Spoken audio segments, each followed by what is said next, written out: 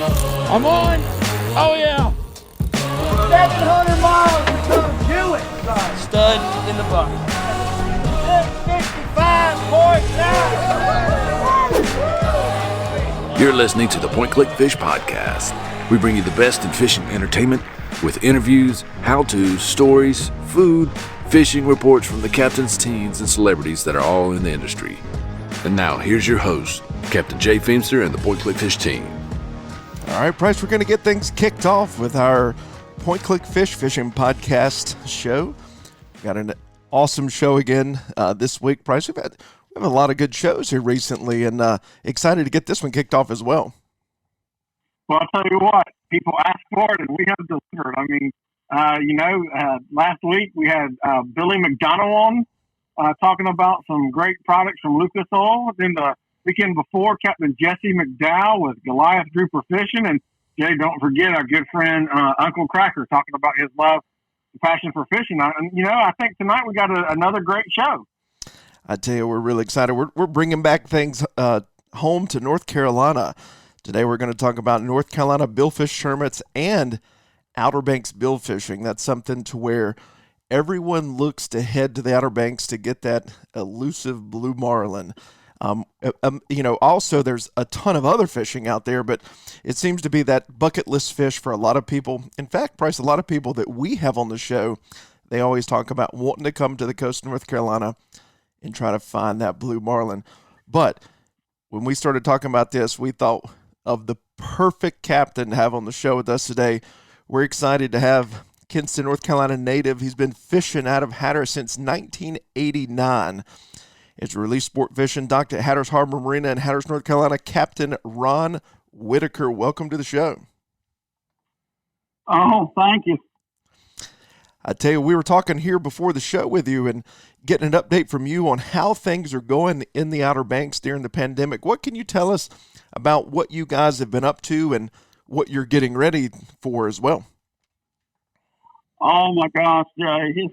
It's been a ghost town down here as far as people are concerned. The roads are, well, I don't even stop at the stop signs, which I shouldn't admit that, but there's never anybody coming, so you don't have to look. But in spite of all that, we have been very busy. Both of my boys are fishermen and have boats that they fix and maintain. So between the three of us, we've been working pretty much nonstop on either our skiffs, which would be 24-foot boats, and my big boat, the 53-foot offshore custom sport fisherman, a Bobby Sullivan. And then my youngest son also has a 26-foot Ricky Scarborough that he runs inshore charters on. So we've been busy, real busy. We just hadn't been making any money. Well, at least it gives you an opportunity to get caught up on maintenance, but it always is good to get out there on the water and obviously make money to make the world go round. So I know you're excited to get things back going. When's it look like you guys are going to be able to get back out there and fishing and get those charters back on the water? Well, we got some wonderful news yesterday from Dare County, and this week they're letting the non-resident property owners back on the island, and then we're back in Dare County. And then on the 16th, on May the 16th, a week from Saturday, they're going to open the island back up to everybody. So this time of year, April, May, June, for the charter boat industry is critical in Hatteras, especially the offshore fleet, because most of the boats are booked every single day, and this is the time of year, that I'll do half of my business almost between April and July. So it's critical for us to get this time of year in. So we're very excited, and we certainly understand we're going to have to take some precautions and, the gloves and masks and hand sanitizers and wash your hands, everything that everybody has been drilling for the last 2 or 3 months. We're certainly going to have to do the best we can, but we really need to get back to work down here and make some money, because that's a lot of people down here are fishermen, and they don't get unemployment, the fish markets have been closed. So it's been a struggle, and I think a lot of people are going to be really excited to get back to work. Yeah, and for those of you that are not familiar with Hatteras, this time of year, for Captain Rom to say that he didn't have to stop at a stop sign, that's not normal this time of year. There's always a lot of traffic and a lot of business there, obviously because the fishing, takes off this time of year. So that's not normal, usually in May for there not to be traffic. Oh my gosh, we were looking back in like January and February at all the people here, and I was going, my gosh, this is going to be one heck of a year with all this many people here in February. What in the world is it going to be like in June and July? And it was really shaping up to be a fabulous year. Plus the fact that some of our best fishing is in these months, April through June is some of our best fishing, some of the best fishing, in my opinion, on the whole East Coast. And if you were after going to target a blue marlin, which is what the tournaments are all about, then now is the time you need to be out there, because they're out there right now as we're speaking. And obviously with the North Carolina billfish tournament scene, we always work with you guys at the Hatteras Village Offshore Open, and unfortunately this year, due to all of the events going on with the pandemic, the event had to be canceled, and that's something to where that's a hard one to plan for. You never know when things are going to open back up, and you don't know when boats are going to make it. So that's an event that we always look forward to, but unfortunately, it had to be canceled this year. Oh my gosh, yeah, we were all just got a knot in our stomach from that still, and we held out really to the very last minute, right, almost to the end of April, before we finally, the county, at that time, was not going to open up until May 23rd, and we were like, well, there's just no way that we can have the tournament if they want to let people down here. So we just unfortunately had to cancel it, but we're hoping we got some great sponsors. We were really looking forward to a great tournament this year, and we are just going to plan on next year. Most everybody has said that they're going to put it on the calendar for next year, and the sponsors have agreed to stick with us. So we're excited about next year, but this year is disappointing. It is, and we look forward to seeing everybody next year as well, but that's always a tough decision to make, but we definitely look forward to seeing everybody next year as well. So, Captain Rom, tell us a little bit about you. How did you get into fishing? Where did that love for fishing come from you? We started, I guess, when my grandmother dragging me out on the fishing pier when I was about 5 years old, and she loved to fish, and she didn't like to go in a boat, so she went out on the piers down around Atlantic Beach, Morehead City, and of course I'd go with her. We'd go out there at sunrise, and she'd stay till sunset. I'd stay with her all day, and I don't know. I told her one time, Grandma, if I ever get out there in that ocean, I'm gonna catch me some fish. And that's where it started. And my dad took me freshwater fishing a lot and some saltwater. And then when I was about 18, I started coming to Hatteras and figured out how to go offshore, and bought me a center console with Seacraft and started coming every weekend, dragging my girlfriend down here, keeping her down here till about 3 o'clock Monday morning. We'd drive back so I could go to my real job. But at any rate, I worked around with Coca-Cola and a sporting goods store for several years, and went on to run the Coke plant in Kinston for a few years. And but all of that time I was coming here on the weekends. Finally, my wife said, well, why don't you just move down there? Good if you love it. She probably regrets that. That was about 32 years ago. But I don't regret it. We've had a great time down here. Caught a lot of fish. Have some really nice people, and it's just a wonderful place to live. Well, I tell you, definitely Hatteras is a special place. And over those last 32 years, I'm sure you've seen a lot of, changes and growth in the area as well, particularly in the fishing arena. I'm sure that there's, been a lot of changes over the years.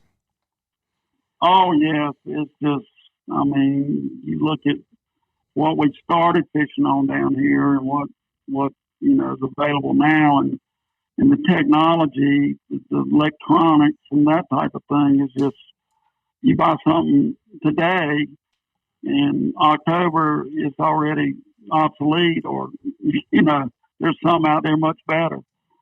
So it's been hard to keep up with the technology, but with the equipment now and the how to, and you can almost avoid all the, I guess, experiences that I had of making the wrong moves. But it's really unbelievable how far the boats and motors and technology, I guess, has been the biggest thing in fishing, that, where we used to kind of hunt and peck or guess at where we were going. And now you can get within 10 feet of where you were 3 years ago. So that's changed, and the fishing, I think, it's changed. Some fishing has gotten better, some has gotten worse. Some is, we're seeing a cycle of has gone downhill, but now it's coming back, and then some of it we're seeing was good, and now it's really low. So it just depends on what kind of fish you're after, and there's certainly much more pressure now than there was, even just 10 years ago. But there's a lot of boats, a lot of pressure. So the fish have gotten, I guess they've adapted some too and gotten smarter or we'd have caught them all. Well, but it's changed a lot. You were talking about the fish getting smarter. That seems, like those big blue marlin, they seem to be elusive, as we know, on the tournament scene. And, that's something that we get asked a lot is how common are blue marlin on the Outer Banks? Well, there have been good years and bad years. Last year, in my opinion, was one of the worst years that I've had since I've been here. But on an average year, fishing out of Hatteras, fishing, offshore, let's say 150 days a year, if you catch 20 blue marlins, you've had an excellent year. So that's not to say, that I go out there and target them that many days. We target mostly tuna, wahoo, dolphin, king mackerel, different types of species that people like to eat, because everybody likes to go home with something to eat, or most of my people do anyway. Mm-hmm. So the marlins are kind of a bonus, and we catch plenty of them while we're doing other things. But if I went out there and targeted them every 150 days a year and didn't have to catch any meat fish, then I think you could probably double that number. But 20 blue marlins would be a good year, and that would be I'd say a little above average year. I guess an average year would probably be around 15, something like that. Best year I think I ever had out of Hatteras was around 30. Now a lot of people, another question that we hear people ask a lot too is the time of year that these species, blue marlin, white marlin, sailfish, like, what is the time frame if somebody's looking to charter and they say, all right, this is on my bucket list and I want to catch a blue marlin or a white marlin or a sailfish? What is the best time of year for each of those species to come to the Outer Banks? Well, a blue marlin, most definitely, and those three species are a little bit different in that if you were asking me when you should come to target one, I would tell you a different time. And on the blue marlin, the best time to catch a blue marlin would be May and June at Hatteras. We catch some in April, and we catch a few in July also, but the best 2 months would definitely be May and June.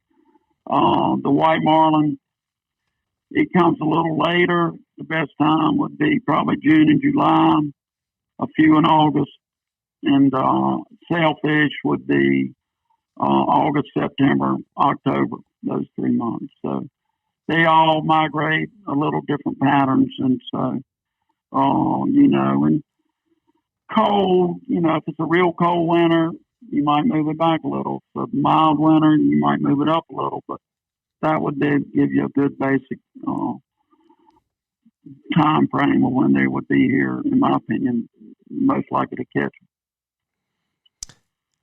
Now, besides Hatteras, obviously we know you fish in Hatteras and you've fished in other locations around. What is your favorite place, your number 2 to fish for billfish? Obviously you fish in the Outer Banks all the time. Is there any other place that you enjoy bill fishing?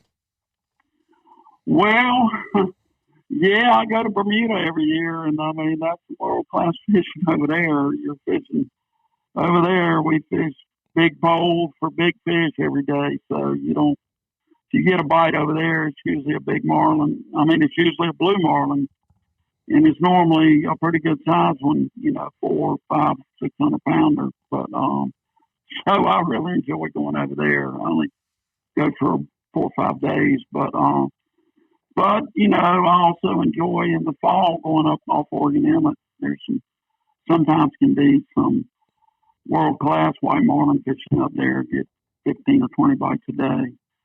And so that to me is a lot of fun if you can get lucky enough to catch a day like that. So, but just out fishing out there, Bermuda would be probably, I like it because they're big. Now I've been to Costa Rica, I think 60 blue marlins in 5 days. So that was incredible fishery over there. But that was a kind of a lifetime dream. Something on my bucket list. I doubt I'll get the opportunity to ever do that again, but it was pretty awesome. That'll keep you busy, won't it? That catching that many in 5 or 6 days. That was some unbelievable fishing. I don't know if I ever see anything like that again, but it was pretty wild. Now, what would you say it takes to be a good marlin fisherman? What are some of the advice, or what are some of the attributes that you see that makes somebody a good marlin fisherman? Well, number one, you got to have patience. And I probably don't have as much as that as I need sometimes. And I guess sometimes I'm bad about getting in what I think is a really good spot and maybe fishing 30, 40 minutes an hour and not getting a bite, and think in my mind there's not one there, and go off somewhere else looking, and somebody goes right in there behind me and hooks up. So you need some patience, but I think what makes the guys that consistently catch them and stay at the top of their game, just Bull Tolson comes to mind. He's one of the best marlin fishermen I know, but and there's a lot of them around. I don't just mention Bull. There's plenty of guys that are good at it, but the guys that seem to be really good at it are very meticulous about their rigging, their just, boat speed, the lures they use, what particular lure they use and why they use it. And I guess my point is that, everybody gets lucky, but the ones that turn opportunities into catches are the ones that win the tournaments. And the ones that do that are the guys that really pay attention to detail and maximize their bites. And some days you do everything right and it just doesn't work out. But in the long run, it usually pays off. But they're used to, I'd say, 50% of the fishermen, blue marlin fishermen, were kind of had it figured out pretty good. Now, I'm gonna say with the technology and everything now, I'm gonna say that probably 85, 90% of the guys competing in these tournaments now pretty well are really paying attention to everything going on, and it's very competitive out there now. Well, one of the things, obviously the patience is definitely a key for sure. And like you said, Oh, yeah. and some people don't have it. And, a lot of times on boats and even tournament fishing, there's a favorite lure superstition or something that, somebody believes. Is there anything while you're tournament fishing or marlin fishing, any like favorite lure or superstition that you always have when you go out there, or you just go get them? Oh, well, no, I'd say any blue marlin fisherman worth his salt, he's got at least 2 or 3 lures that he's got faith in, and faith means that you caught fish on it that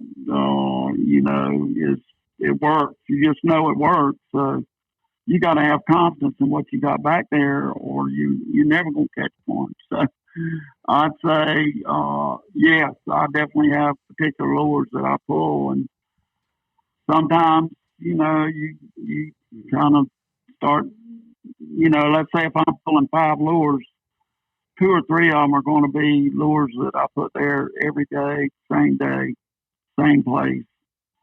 And, I might have 2 or 3 other positions that I'll switch stuff around a little bit, but most guys will have a 2 or 3 at least lures that they're lucky lures or whatever you want to call them, go-to lures. And they're going to fish in the same position every day. And, when you seems like sometimes there'll be another, you'll try a new lure and it'll start getting some bites, and it might, it might move somebody out of the starting lineup and put them in there for a while. So occasionally we'll do that and try it for a while, but yeah, you got to have lures that you caught fish on and work. You just got to get around some fish. So, and as far as superstition, I don't know if I'm very superstitious. I just like to, I think, the harder you work at it, usually the better off you do in the long run. I mean, you tell them to leave the bananas at the dock? Oh, yeah. I don't know, bananas. Sometimes, I guess if we won't catch anything, we'll go in there and look for some. We find them, we'll throw them over and say, well, damn, no wonder we weren't catching enough. But one day, the guys that were with me, they got me good. They got a banana out there, and somehow they rigged that thing up to look like a flying fish. We were fishing a kite that day, and they put it out there. Hell, they got it out there before I could really see it, and it was so far out there I couldn't tell it was a banana. It was just skipping around out there. By that time, I don't know, I think about a 40-pound dolphin ate that thing, and they went to screaming and hollering. And I didn't know why they were so excited till they got it in, and we caught it on a banana. Anyway, I guess that blows all the superstitions. So you've confirmed, at least for the dolphin standpoint, that they're not afraid of the banana. And we've got a bluefin tuna on a banana, so I know that fish will eat bananas. But no, bananas don't bother me too bad. Now, a lot of times, but there's some guys that really get. I see them down there on the dock throwing them out the back of the boat as we're going out the creek. So some guys, they definitely got some kind of superstition about them.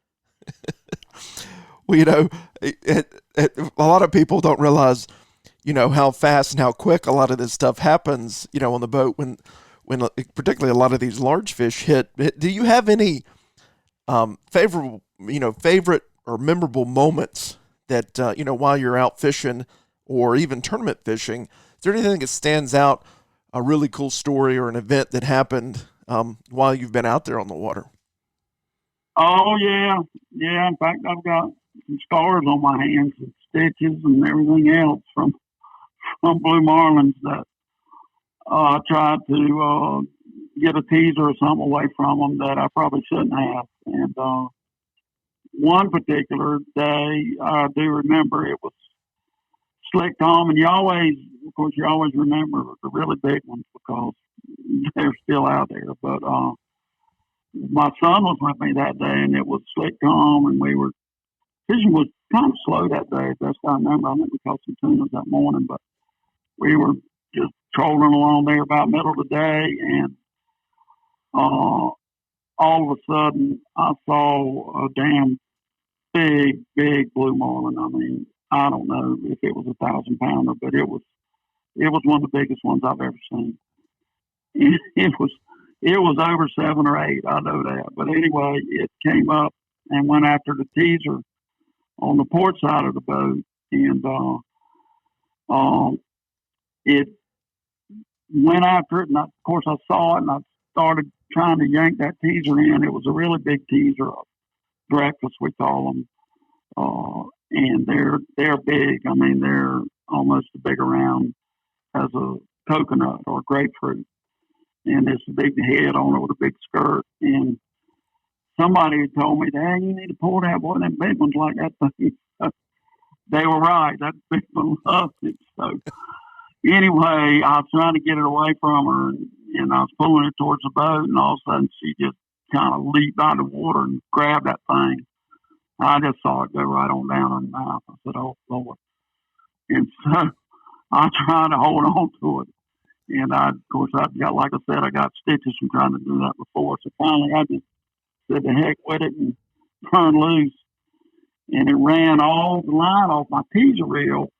Or no, I had one of those pancake reels that mount up your hard top. Uh-huh. And these particular ones, when a big fish like that hit them, they kind of go in free spool, and all the line would dump down on my bridge. Really, they were very dangerous. I got rid of them after that ordeal. But anyway, all that line fell down on my bridge up there, and of course, I was trying to stay away from it. Well, I could see it going out through the outrigger, and all of a sudden it started coming tight, and somehow I had a little white marlin rod back in what they call the rocket or the bridge rail where we put rods back there just to see it. Well, somehow that line got under that rod and reel, and it shot it out of that holder, that rod holder behind the bridge. It shot that thing up about 30 yards in the air. I mean, it just went like a missile. I said, "Damn." And my son had been down below, and he came out, and about the time that rod went flying out, it came tight on my rigger. Well, when it came tight on the rigger, it just pulled the whole rigger down, the whole damn 40-foot damn rough rigger just started to come crashing down. And my son's going, "Daddy, what's going on?" And about that time, that fish started jumping back there. And I mean, it was massive. And it had that big old lure in its mouth. And I mean, he was screaming. I was like, "Damn, look at that thing."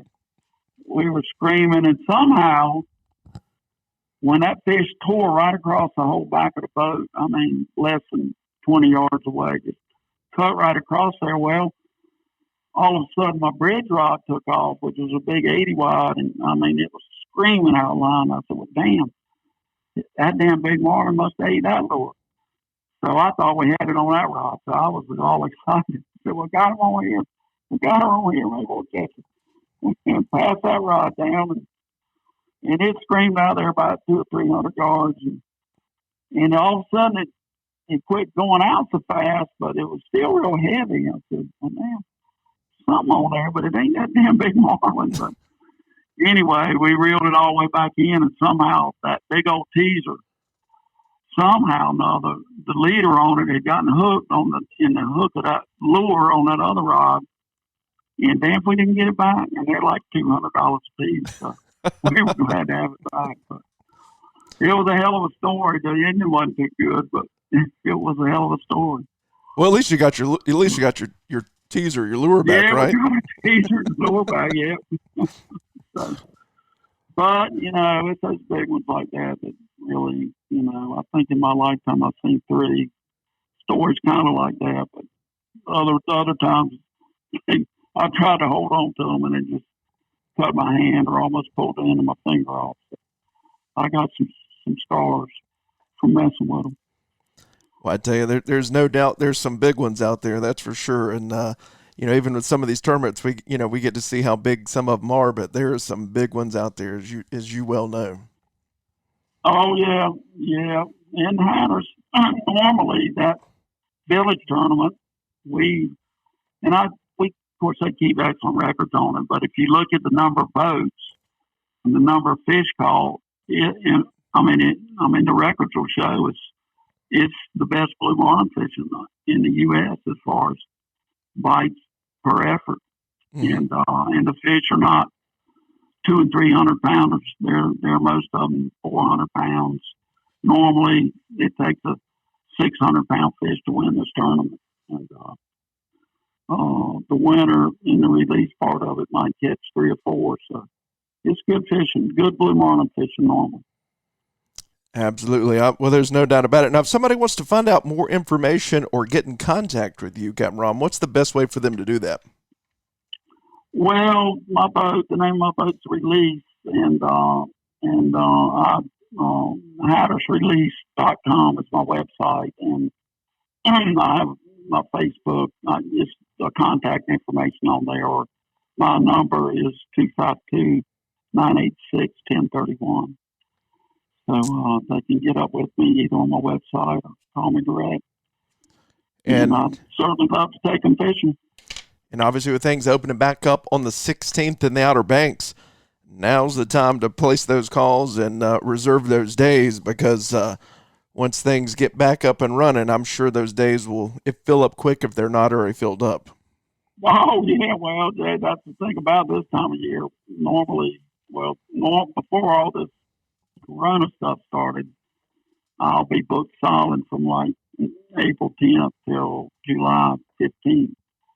So it's a good time, but this virus has kind of got everything in uproar. So I do have a few open days mixed in there, but hopefully I'll fill them up. Well, hopefully somebody's listening and they want to go chase after that bucket list fish, and they'll give you a call. But we appreciate you taking the time to talk with us today and catch us up on what's going on in the Outer Banks, and also tournament fishing and bill fishing off the Outer Banks coast. Well, I appreciate it, and I'll certainly look forward to seeing you guys. I know I'll see you at one of these tournaments around somewhere. Absolutely. We look forward to it and look forward to seeing you in person.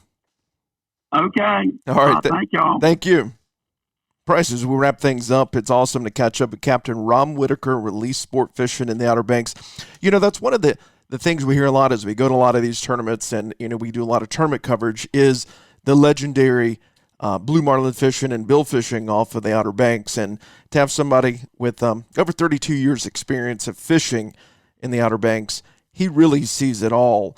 And we've always enjoyed catching up with him at the tournaments and watching his success as he catch all these fish, and the stories he has, as everyone could see today. He's got a lot of great stories and a lot of great history of bill fishing in the Outer Banks.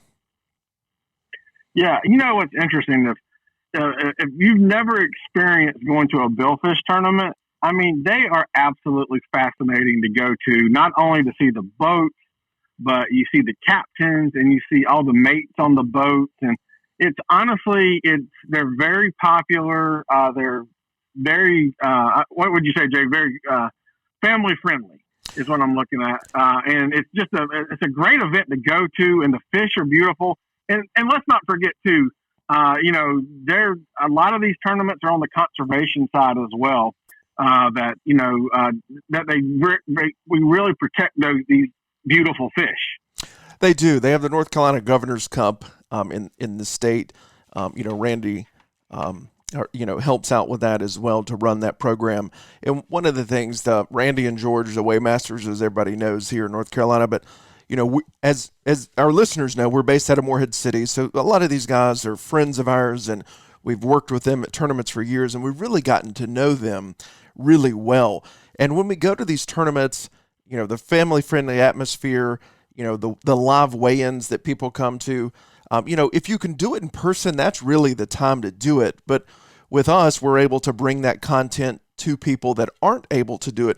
But if you're ever able to attend these events, we highly encourage you to do that, because it is really an experience, and it's fun for the whole family.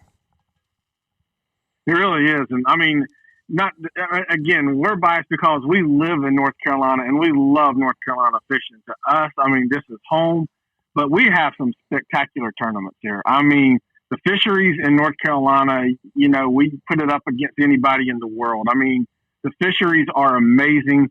The tournaments, I mean, and I'm talking all species tournaments, as Jay will attest to. I mean, we've got some fantastic events and fascinating tournaments in this state of North Carolina. Well, I tell you, once again, we want to thank Captain Rom Whitaker, Release Sport Fishing. Remember, HatterasRelease.com. Check him out. Make sure you let him know that you're ready to go catch that bucket fish of a lifetime and head out to the Outer Banks. Because I'm serious, all these guys are almost always booked this time of year. This is the time to catch those fish. So if you're looking and you want to head out to the Outer Banks, now's the time to place that call. Let them know you want to go fish, because they actually have opened days because of the pandemic that we have been dealing with over the last few months. So, Price, we're going to sign off here. Look forward to seeing everybody next week. Make sure you join us. We're going to drop a podcast every week now. That's something that we're doing. And we've got some cool new features coming out with some new technology to where we're going to connect with you even more. So you can find us on pointclickfish.com and also YouTube. But once again, thanks, Captain Rom and Price. We'll see everybody next week.